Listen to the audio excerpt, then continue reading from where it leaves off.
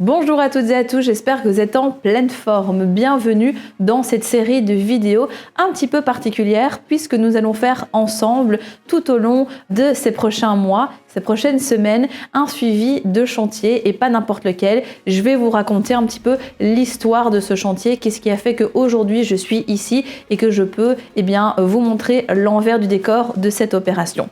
Avant d'aller plus loin, très important, si ce n'est pas encore fait, abonnez-vous à la chaîne en cliquant sur le bouton juste en dessous de la vidéo.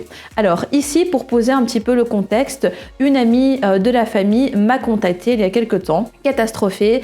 Elle avait acquis cette maison qui se situe dans le Brabant flamand. On est du côté du coup de Bercel, Alsemberg.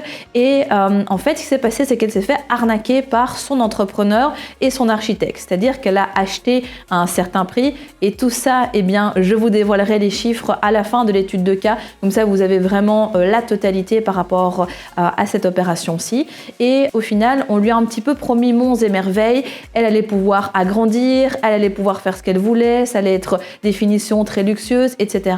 Si bien que elle a commencé déjà à verser des fonds au niveau notamment de l'architecte qui finalement n'a rien introduit, au niveau des permis n'a absolument rien fait. Pareil au niveau de l'entrepreneur. Et donc, elle a vu un petit peu son capital budget travaux diminuer et elle était complètement perdue puisqu'elle trouvait personne en fait pour pouvoir l'aider à rénover ce bâtiment sur lequel elle a eu un coup de cœur.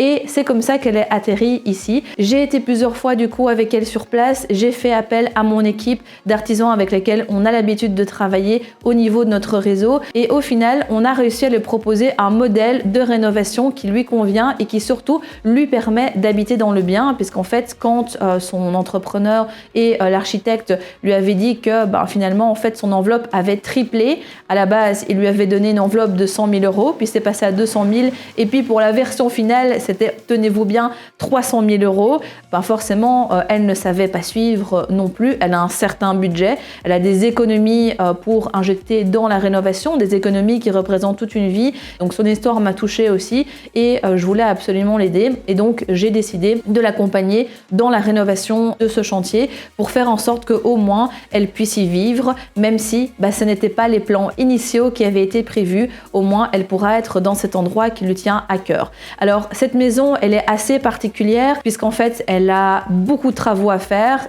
Pour le coup, elle a vraiment tiré le gros lot. Il y a des problèmes structurels, vous allez le voir, il y a des très grosses fissures au niveau de la façade. On voit à l'intérieur, à l'extérieur. Il y a des gros problèmes d'humidité. Il n'y a pas d'égouttage. Il faut refaire tout ce qui est technique, donc tout ce qui est raccordement d'eau, gaz, électricité, etc.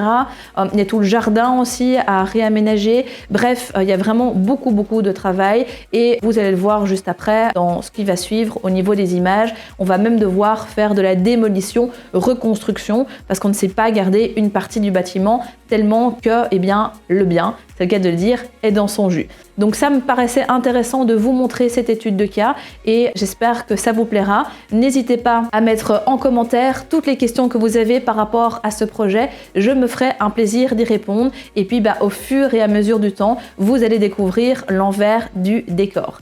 En sachant que maintenant, la phase 1 des travaux va commencer et donc là, on va s'occuper véritablement de tout ce qui est grosse œuvre et puis je vous ferai un point bien évidemment à ce moment-là. On avancera sur la partie finition, etc. après, mais ça va prendre du temps. On est à mon avis sur un projet qui peut prendre entre 6 mois et 1 an tellement qu'il y a de choses à faire. Donc restez bien à l'écoute, je vais vous dévoiler tout ça dans quelques instants et puis je terminerai cette vidéo par une conclusion.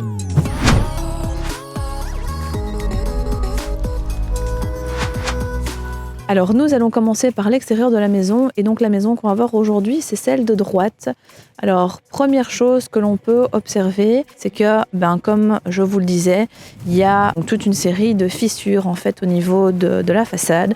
Donc la maison est bien dans son jus mais pour autant on a quand même ici quelque chose qui est assez costaud. Si vous voyez elle part vraiment du bas pour remonter au niveau de la fenêtre et en fait quand on remonte on le voit clairement. On a toute une série de fissures comme ça qui montent jusque au niveau du toit. Et donc ça c'est un point super important, donc bien évidemment on a fait venir un ingénieur en stabilité pour tout ça. Quand l'entreprise va commencer les travaux, donc incessamment sous peu, elle va devoir creuser pour aller voir au niveau des fondations jusqu'où se trouvent en fait ces fissures, parce que clairement la réparation ne va pas être la même Donc ça, c'est super important. En général, c'est quelque chose qu'on déconseille de faire.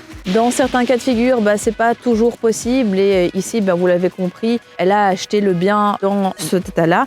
Et donc, on va faire avec. Donc, l'extérieur, c'est vraiment surtout au niveau de la façade, au niveau des châssis, etc. Ils sont à refaire. Pareil au niveau de la porte d'entrée. Mais on va simplifier, on va les retaper pour ne pas non plus exploser au niveau du budget travaux. Sinon, petit point au niveau de l'environnement, c'est quand même plutôt sympa, plutôt calme, pittoresque.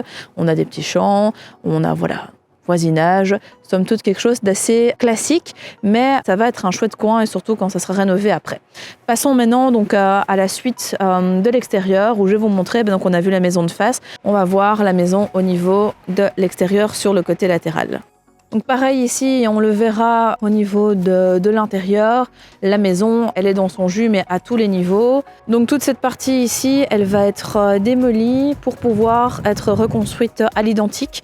Parce que honnêtement, c'est tellement dans son jus qu'en fait, prendre le temps, l'énergie et mettre aussi surtout beaucoup d'argent pour pouvoir la refaire et au final ne pas pouvoir avoir quelque chose de bien, c'est pas le but. Donc parfois il vaut mieux raser, repartir à zéro, parce que vous le voyez peut-être moins bien sur la vidéo, mais il y a énormément d'humidité, les tuiles tiennent à peine, elles sont plus du tout droites. Bref, il vaut mieux raser tout, refaire, et c'est ce qu'on va faire. Donc il y aura pas mal de choses intéressantes dans les futures vidéos qui vont suivre. J'en profite également pour vous montrer un petit peu l'extérieur. Donc ici on est dans le jardin, ça se voit pas encore trop, mais il y a quand même déjà eu beaucoup de travail dans le jardin parce que c'était un petit peu la jungle. Il est très grand, donc du coup en été ça va être chouette. Et alors on a ici l'arrière au niveau du garage où là tout est en bon état. Par chance, juste quelques petites tôles à remplacer, mais c'est tout.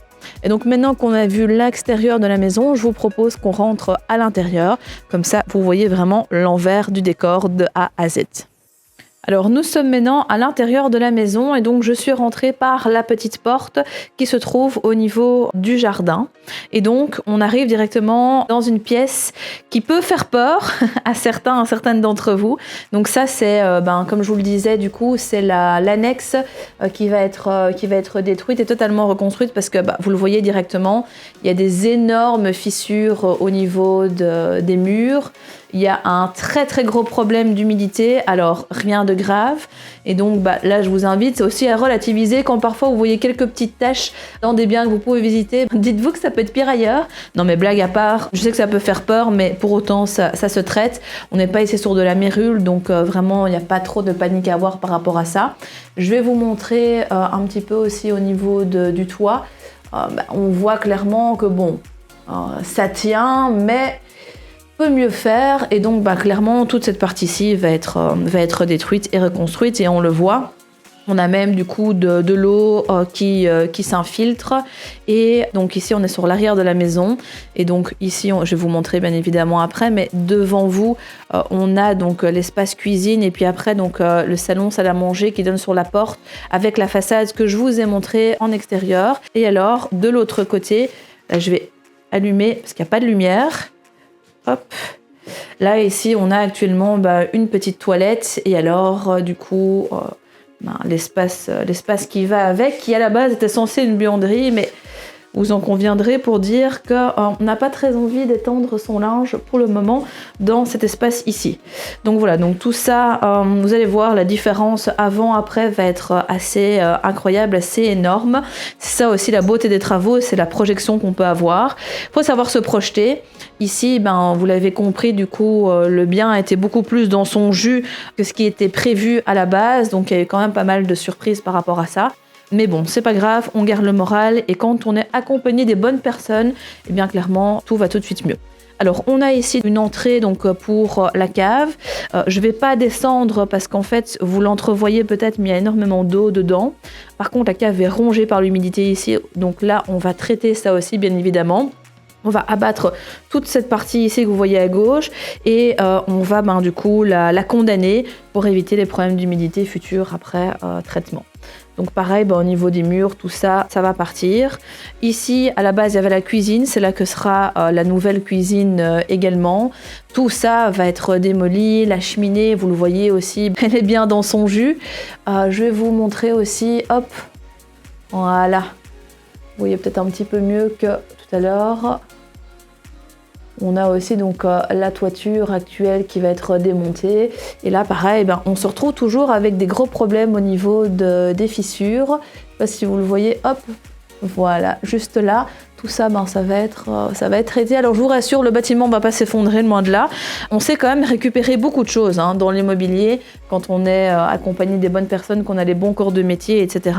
Maintenant, il faut aussi mesurer ce qu'on fait en termes de projet. Parfois, je vois des personnes qui nous contactent et qui du coup veulent directement se lancer dans des gros projets comme ici. Croyez-moi, c'est pas spécialement une partie de plaisir, il va y avoir des surprises pendant le chantier, on le sait, et donc il faut aussi avoir les reins solides au niveau de la gestion, au niveau du temps qu'on a consacré, et puis au niveau financier, parce que qui dit surprise dit aussi surprise financière. Ceci étant dit, sur ces bonnes paroles, on va continuer la visite. Donc là, on rentre sur la partie plutôt pièce à vivre, et donc ici, on a donc la partie salon, salle à manger qui va être entièrement refaite également. Je pense que j'ai plus besoin de vous préciser que tout va être refait. On garde les murs et encore, pas tous, vu qu'il y en a certains qu'on abat. Et pour le reste, on refait absolument tout. Il faut, vous le voyez en fait, regardez ici, je vais vous montrer. Hop. Il y a actuellement le compteur d'eau qui se trouve dans le salon, donc c'est pas super pratique. Donc ça va devoir être déplacé. Il va falloir aussi se raccorder à l'égout puisque c'est pas le cas. Il y a aucun système de chauffage, donc il va falloir faire tout ça. Les fenêtres, celles qu'on s'est récupérées, on va les récupérer. Les autres, comme celle-ci, on va les remplacer puisqu'elles sont complètement HS. L'escalier, lui en soi, est encore en assez bon état par rapport au reste de la maison. Il pourrait rester toutefois, comme c'est une dame d'un certain âge, les marches sont très très raides et donc il vaut mieux maintenant du coup changer l'escalier pour être tranquille après et avoir plus de confort et pouvoir accéder à la partie supérieure de la maison. Pour gagner un petit peu d'espace, on est occupé de regarder pour voir si en dessous de l'escalier, on ne serait pas optimisé l'espace d'une manière à mettre un petit WC, soit qui sera accessible par ici, soit de l'autre côté via la cuisine, pour pouvoir vraiment gagner l'espace, parce qu'en fait, son projet à la base, c'était vraiment de faire construire toute une nouvelle annexe à ce qui est déjà ici, donc dans le fond. Mais forcément, on lui a un petit peu vendu du rêve, et donc derrière, c'est compliqué, parce que du coup, comme on est sur un bien qui est beaucoup plus petit, si on arrive à le récupérer dans l'état dans lequel il est, à ce moment-là, on va être sur quelque chose où il faut absolument optimiser les espaces. Et ça, c'est pas mal aussi. Donc pareil, ici, la cheminée, elle va sauter. Pourquoi ? Parce que non seulement, en plus d'être HS, ça va faire récupérer un petit peu d'espace. Et chaque espace récupéré est vraiment une plus-value pour le confort d'habitation. Donc tout ce qui est électricité, pareil, on va refaire également. Les volumes au niveau de la hauteur sont quand même assez intéressants. Donc ça, c'est chouette. Je vous montre de l'intérieur, du coup, la fissure que vous avez vue à l'extérieur. Et donc là, hop, on le voit, ça part vraiment, hop, de tout là-bas. Et puis ça monte et on le verra encore à l'étage où il y a la fissure aussi.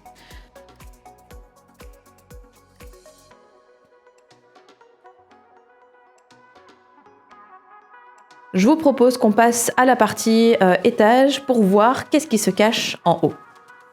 Et nous voici maintenant au premier étage. Donc là, on arrive sur une pièce brute qui sera transformée du coup en salle de douche. Et donc, toute cette partie-là, donc là, il y a une fenêtre qui a été condamnée à l'époque. Et donc du coup, ici, on va vraiment venir dispatcher avec un couloir. C'est dangereux aussi, il n'y a pas de garde-corps et vous avez vu la raideur des marches. Donc là, on va dispatcher de sorte que vraiment au niveau de la cheminée, etc., on puisse réavoir un couloir qui puisse permettre de délimiter la salle de douche et au-dessus de pouvoir desservir qui est le grenier qui franchement lui est encore pas trop mal par rapport au reste de la maison. Donc voilà, donc là ici c'est presque à la limite du casco, sauf que le casco pas vraiment refait à neuf comme on connaît. Donc ici l'avantage c'est que comme tout est déjà enlevé, il n'y a plus grand chose à enlever derrière. Donc ça c'est toujours des coûts en moins, même si vous vous en doutez, vu le travail qu'il y a à faire dans la maison, ça va chiffrer pas mal et on parlera des chiffres un peu après. On arrive ici dans ce qui sera une des chambres. Et donc là, la disposition est déjà la même que ça sera dans le futur. Donc on va bien évidemment remettre une porte, on va enlever la cheminée également, et puis on va faire le nécessaire au niveau de toutes les techniques, etc. Et donc ici sera vraiment la chambre principale. Et alors je vous montre, hop, un petit coucou sur la vue. Mais c'est pas ça que je voulais vous montrer. Je voulais vous montrer du coup la fissure. Donc ça, vous voyez un petit peu, hop là, ce que ça peut donner une fissure de cette taille.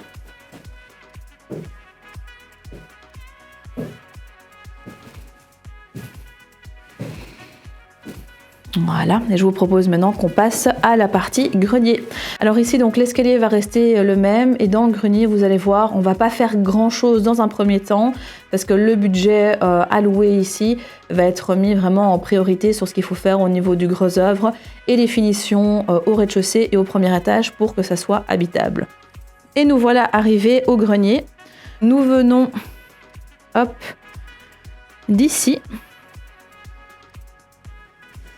Et donc, ça pourrait être une chambre qui serait clairement aménagée. Ça pourrait apporter beaucoup de confort supplémentaire, une belle plus-value aussi. Mais pour le moment, je vous le disais, on va vraiment se concentrer sur le premier et le rez-de-chaussée. Une des seules choses qui va être faite ici, c'est bien évidemment tout ce qui concerne les fissures. Donc vous le voyez, là, ça a déjà été en partie tenté, je vais dire ça comme ça, d'être réparé. Mais il faudra faire plus, ça c'est certain. La fissure, c'est vraiment partout. Et alors là, on a actuellement les compteurs.